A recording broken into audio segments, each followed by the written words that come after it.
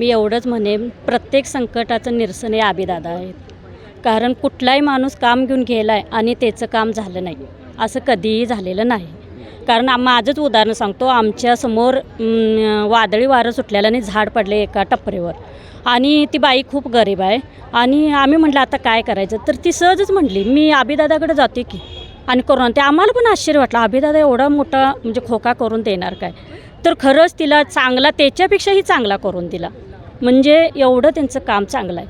म्हणजे गरिबापासून श्रीमंतापासून लहानापासून मोठ्यांपर्यंत सगळ्यांना मान देणारे अभिदादा आहेत, एवढंच मला सांगायचं आहे. ते करणारच, म्हणजे मला विश्वास आहे.